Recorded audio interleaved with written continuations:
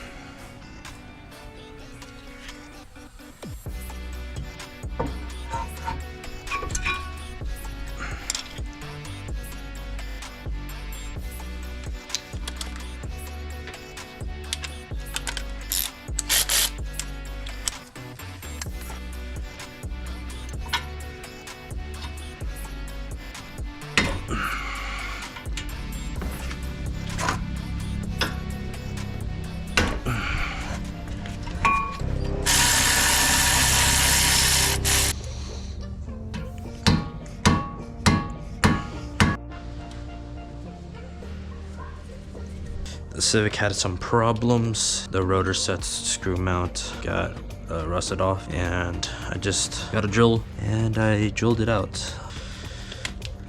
This is a nice tool to have. I'm just gonna keep it just in case if any of my boys needs it. You can see there's faded lines, ridges on the edges here, and on the back side there's this rust here. What is this? This looks like a different rotor. Pads are coming in like this. That's why there's wear right there, because of this rusted point out. Wrong rotor.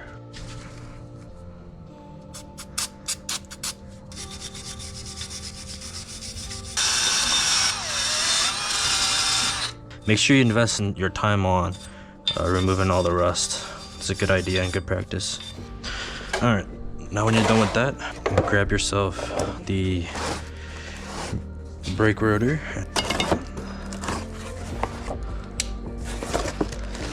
Take it out of the packaging.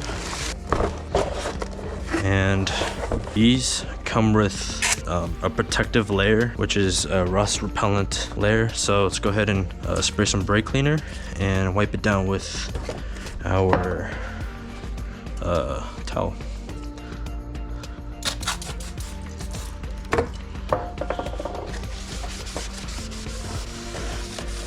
Let's also get the back side.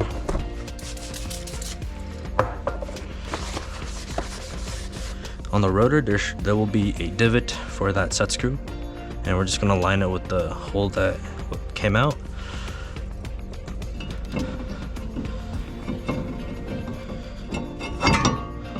Like that. And then what we can do is put the bracket on, but this bracket is also quite dirty. Let's go ahead and clean it with brake cleaner. This didn't come with hardware. The gold, Duralast gold, comes with hardware, but you can just basically reuse the one that is on your car. So what I'm basically doing is I'm just scrubbing the metal bracket to clean it and get the rust out of there, so the brake pads can travel smoothly. And then do the same thing on the other side, or top, below, bottom to top. All right, that looks good. Now let's go ahead and look at these guide pins here. This one's a bit stiff, and this one is also a bit stiff. It's good practice to lubricate them every brake change. It doesn't require much, and it's so simple. Let's go ahead and plot one of them out, like so. There we go. That's a big mosquito. Pull it out and just wipe the excess old grease, and then get our new grease here, and we can just give it a little smudge, and then we can just put it back inside the boot, like so. And then we can just wipe the excess off, and then just pump it a few times, get that grease going. There we go. And that is so much smoother than before. Then do the same thing on the other side. Let's go ahead and put the bracket back on. And then before we do, I'm just gonna use some thread locker and just lock them up real quick, because this is a vibration component, so I don't want my screws and bolts to be loosened up by vibration. You only need a little, you don't need much. Just grab one of our screws, come in here. Usually the top one is the easiest. I just did that easy peasy. And then the bottom one.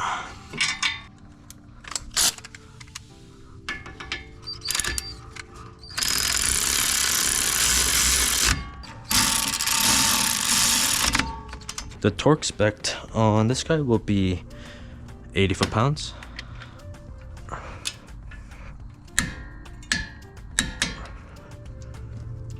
Okay, and then do the top one. Now for our brake pads. Let's go ahead and compress the caliper. Grab your old brake pad, put it on top, and then grab your brake caliper tool. Make sure it's in the middle so the piston doesn't compress unevenly. And then from there, slowly compress this in like this.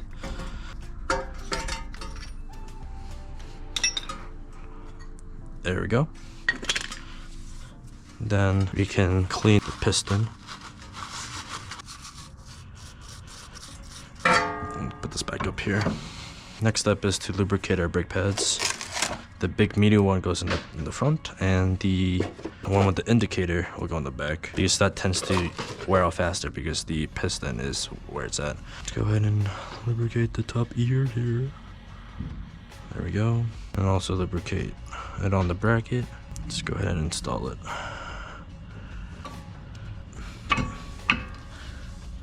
There we are. That's one. And then the same thing on the back side. Lubricate the back side. And then grab the one that has the wear indicator.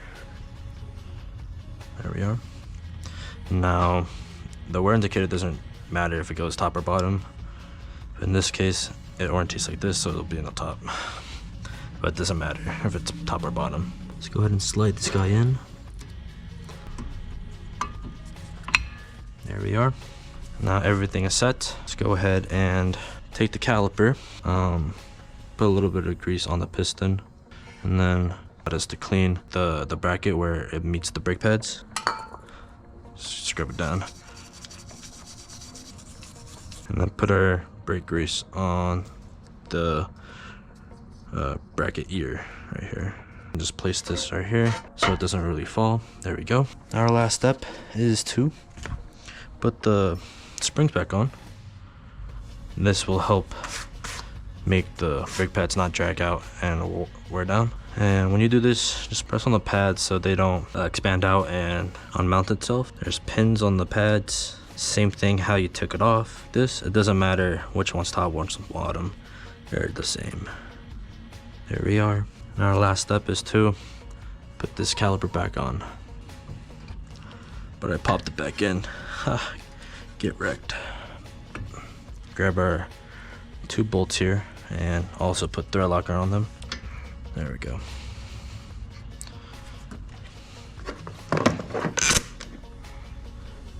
Same thing on the bottom as well.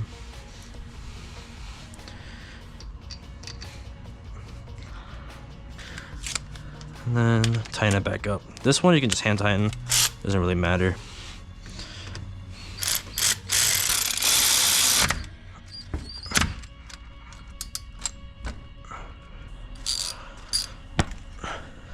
Go and just tighten this real quick. Fronts are done. Let's go ahead and do the back. For the rears, you will need a 7mm Allen or hex bit.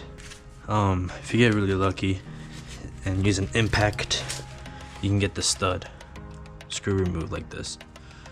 Grab flathead or pry bar and pry off this little. There we go. Save this for later. The next step is there's a clip right there. Let's go ahead and disconnect it. I think it's gonna be easier to remove the connector if this caliper is off. So there is little small tabs, this guy. Just pull it out and there'll be a cover. Same thing on the bottom here. Like that. Save it to the side. Now grab your ratchet and the Allen and start loosening this guy up.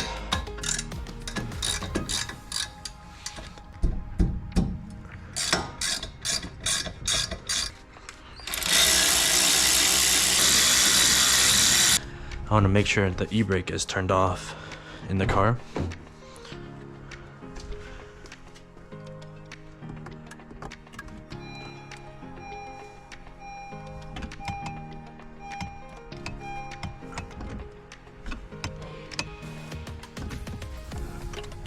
we go. E-brake's off. Let's go remove this caliper. There we go. Now let's go ahead and disconnect this connector right here. There we go. Connector's off. Move to the side. Put this caliper right here on the upper control arm. The bracket is, the backs are the same as the fronts. They are 17 millimeter.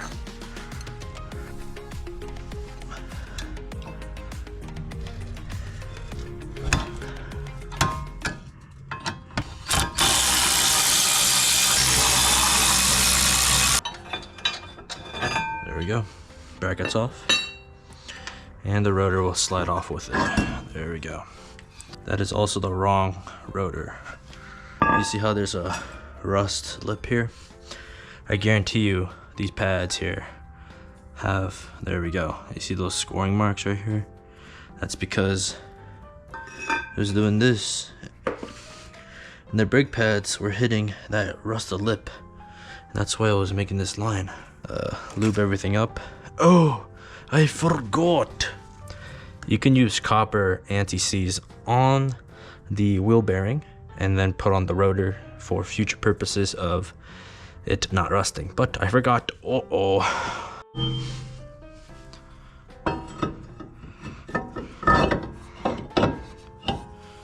Bracket back on. I have cleaned this, so make sure you guys clean it too. And this guy will go like this. And make sure you put on some thread lockers as well.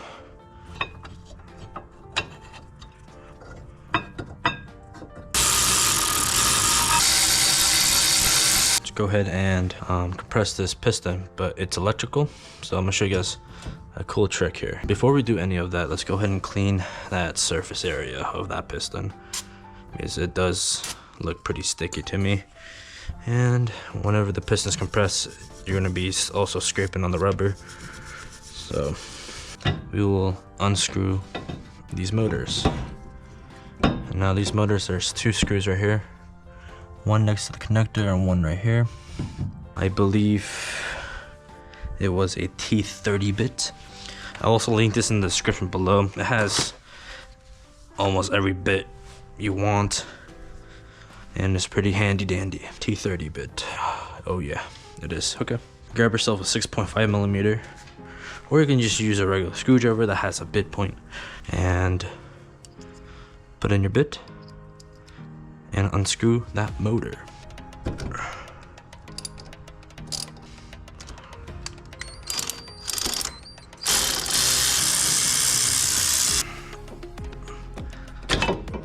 There we go. We will be turning this clockwise, and it will be a 9 millimeter like this. So clockwise, do it nice and slow until it stops. Get your motor and put it back on. Same orientation. Let's go ahead and use some thread locker. Now I just do this just in case. So just go ahead and just put it on there and tighten it up. Now don't over torque it, it is plastic. And then do the same thing on the back.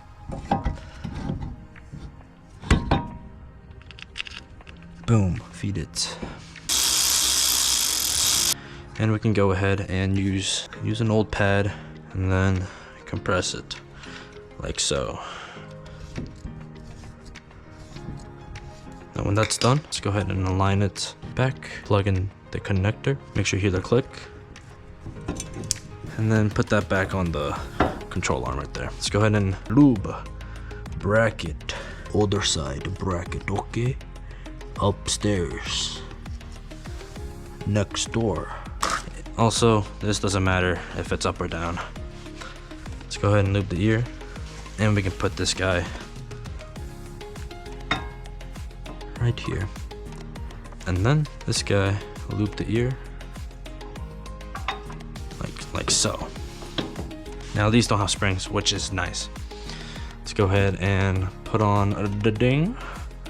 Now just before we do, Make sure we scrape off bracket earbuds. Make sure you give a nice clean toothbrush, dentist. Let's go ahead and lube, and then lube the piston. I don't know if we're supposed to do that. If we not, this car blow up. Place this over, push in the pins here. These are the guide pins. They feel good, so I don't have to re-grease them. And then push them in like that. The next step is to get your hex bit again and tighten it. Let's go ahead and put the cap back on. Alright, the last step is to add this bracket piece. Now this is a pain in the butt, but I figured out a way. Pin it to the hole, and then put this pin to the hole. Ooh, make sure it's not like in all the way, so you can just balance it out. Do it like that. Boom. And then the last step is to bed the brakes, and I'll show you guys how to do this right now. Alright guys, I'm in the car, and we're gonna be bedding the new pads and the new rotors. And to do this, make sure you're in a safe area to do so. And what you gotta do is go up to 45 to 50 miles an hour and brake hard. Put the brake pedal all the way to the floor. Let go at 10 miles an hour. So here's the first one. All right, that's the first wave. We're gonna do that 5 more times.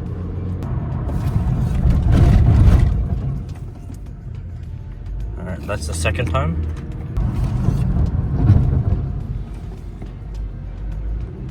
All right.